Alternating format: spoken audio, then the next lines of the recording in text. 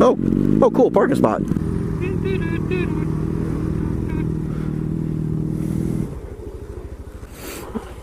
Nice. I think I got that. That'd be a good intro for you. So yeah, it was funny because what Zach was saying on his first ride review. So for those of you who don't know, I'm Maniac Moto. This is 8-Bit Rider. What's up? We both live in Maine and we're amazing. So we're going to be talking about some motorcycles and we're going to be talking about some other stuff. Trying out a first dual moto vlog. Yes, this is our maiden voyage for dual moto vlogs. And we were just talking about the new FZ10 and how that compares to like the other Euro bikes and like. But here's the funny thing. They were talking about it and they were like, they're doing things that Euro bikes have been doing for a long time, but the FZ10 is kind of a first for the Japanese market because they're doing things that Euro bikes have been doing that's not characteristic of the Japanese. Like, it even looks European. There's a lot happening on that bike. On the FZ10, there's a lot going on that thing. It's cool. But, like, even with, like, the high-vis wheels, like the anodized... Are they anodized or just painted? They're just painted, I think. Either way... Or powder coat. I think they're powder coated, actually. Maybe powder coated, yeah. Whatever the methodology, they're getting Euro. They're very... with that bike, that's what they've done. Because they understand what their customers want. Right. Well, and I think they understand that, like, the Europeans aren't the only ones that can do that kind of stuff. Oh, yeah. So, I don't know.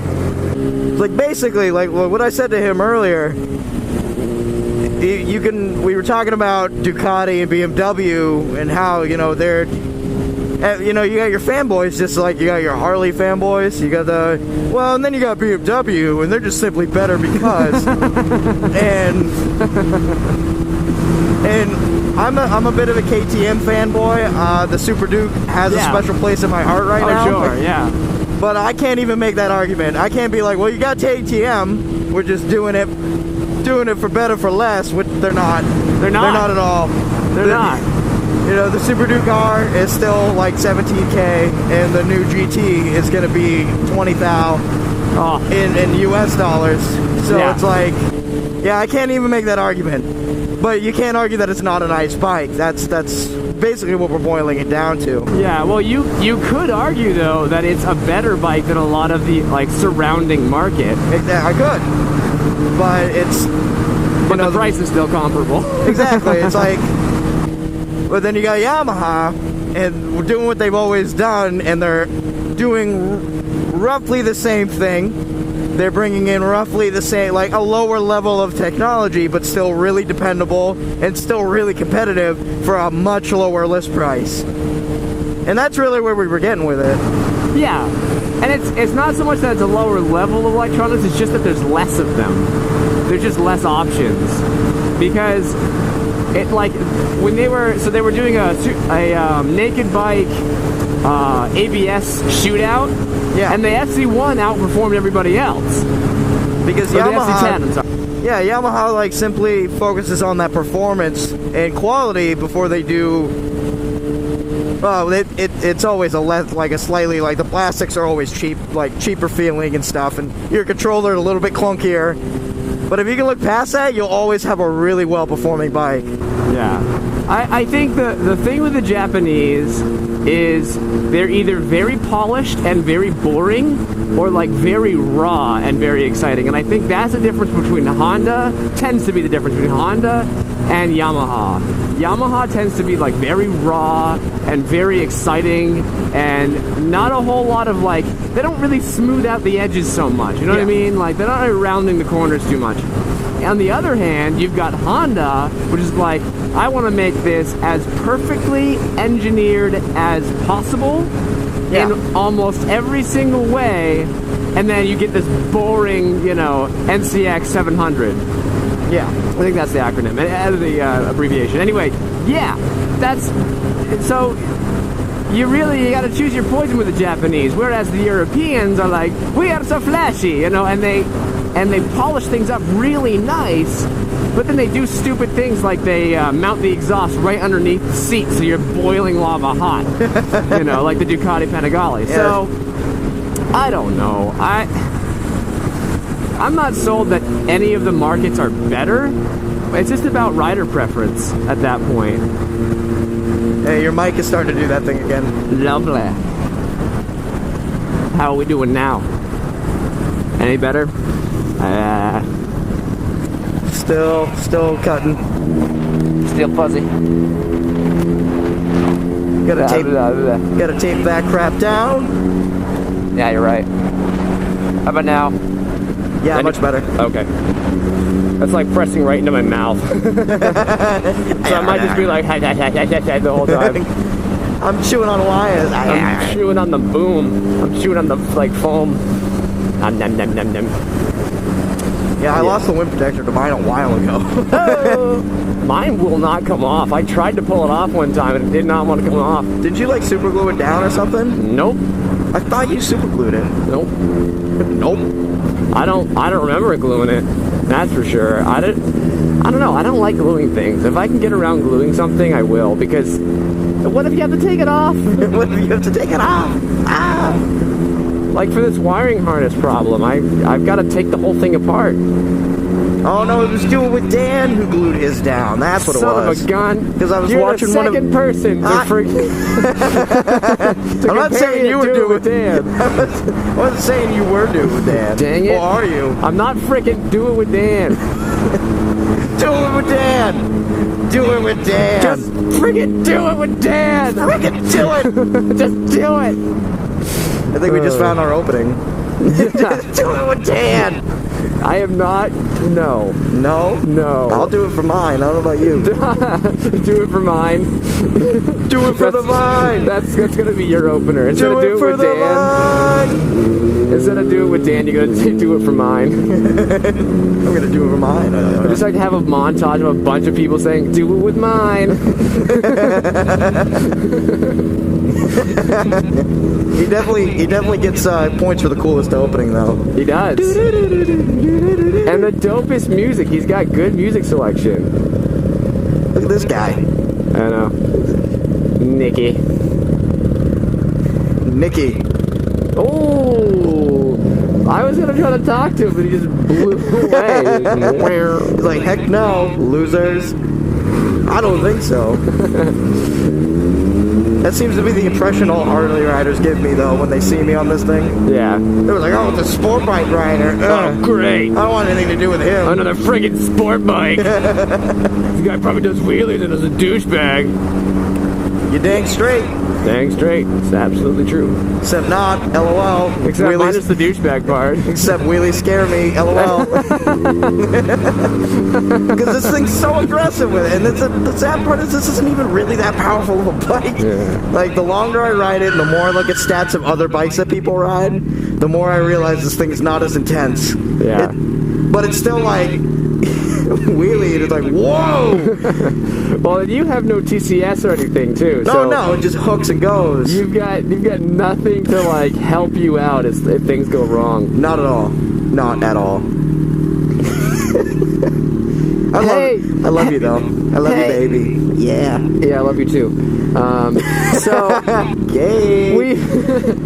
we both have the freaking aluminum. Yay! Oh, yeah. Who did you buy yours from? Because I'm pretty sure these didn't come with the bike. Yeah, no.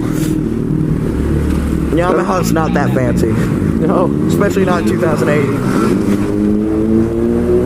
No, I bought mine just off Amazon for like $12. I'm not surprised. $12. You know, I wouldn't be shocked that that's where these came from. Yeah. Because I'm almost convinced that the guy who owned this bike before me wanted to, like, pseudo wanted an R6. Like, deep down inside, he actually wanted an R6. Maybe. Because he did the racing exhaust, and he Yeah. did the plate delete and stuff. He did all sorts of crazy, well, not crazy things, but Yeah. he did little things to make it look more like a racing bike. He made it a little racy. Yeah. You know, I almost thought that about mine, but I think the guy just did track days with it, and I think that he just did a lot of touring, but he also wanted something that was really fast, and then eventually just got old enough where he was like, I'm not doing track days anymore. I don't want to do it. I think that's what happened, because when I met the guy up in North Berwick, he was like a family man, but he was kind of like strange that way. Like he had an intense kind of personality. I remember him. Yeah, I remember going with you to look at it. Oh yeah, that's right. Yeah. So he was interesting, but he was like, yeah, I'm getting rid of it because I bought a Multistrada. I was like, what? I remember that. He's like we were like, oh, Multistrada, really cool. Like, yeah. And now we're like, oh, cool. Multistrada. I don't know. I like the Multistrada for sure. Could be a Hyperstrada. And he wouldn't want a tour on it. Definitely want a tour on a Multistrada. You would. Hyperstrada is like, this seat is not good. That's why I backed out of. That's why I backed out of the 690 Duke. Like, no matter how much vibration dampening you do, this seat is probably not meant to go over a couple hundred miles. Nope. But that KLR back there, I'm kind of considering getting a KLR. Really? I don't know. Yeah, like Really? a 650. Yep. Huh. Because, okay, there are some videos that you need to watch, but there's a series of videos on ADV riding. Because I've been looking into it, like, okay, what is ADV? Adventure. It's just a shortened term for adventure riding. Yes, but what is ADV? You know what I mean? So I looked it up, and like, there's different classes of bikes. So the Japanese, well, let's back up to the Europeans. The Europeans, years ago in the 80s or the 70s or whatever, what they did was they took a street bike and they said, we're gonna put like dirt kind of suspension on it. We're gonna give it a bigger gas tank. We're gonna try to change things up a little bit, make it a little more hardy, so that you can do like an on-road, off-road. And so that's an adventure. I guess you call it adventure sport or an ADV or whatever. Yeah. Okay, so that's where the GS came from and those. The Japanese later on did the exact opposite, where they took a dirt bike and they said, we're going to make this road legal. And so they put, blinkers and stuff on it, made the frame a little bit more rigid so they could hold baggage and stuff, and that's what you call a dual sport. And so there's the difference. I didn't know all of this a couple days ago, but I'm looking into it. And the difference really is that dual sports are more capable off-road, and then the adventure bikes are more on-road but can go off-road. So it's about the orientation of each, and there's a certain spectrum of them, where like the Tenere is more on the road-going side but has off-road capabilities, but it just happens to be really heavy and tall. Whereas like the KLR is more of a dual sport where it's more off-roady, but you can take it on longer trips on road. So I've been thinking about it a lot, and I'm like, what do I want here? What do I actually want out of this bike? What you want is an FJ09. No. That's what you want. But no. No. I mean, yes, but I just can't justify the cost. I can't do it. Of course you can. I can't do it. If I can justify wanting to get a $20,000 sport touring bike, you can justify a $10,000 FJ09. All right?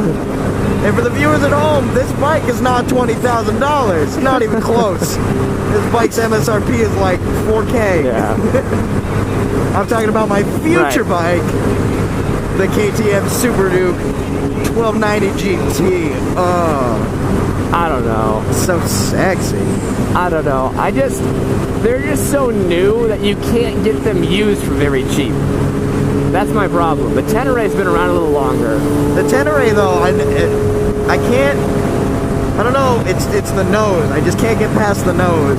I agree. The headlights. It's like the headlights look stupid. It's like a pig nose. It's for sure. But if you look at the gray model or the black model, yeah, I could get used to it. I want to say I would like it per se, but I could get used to it. The blue one, ugly as sin. I would never get a blue one. I saw the one at Natty Power Sports. I'm like, oh no. Yeah. No. What? They thought this was a good idea? What? Yeah, and you sent me that you're like, oh, they got a blue one at Natty, and I was like, no. Heck no. Those things are homely.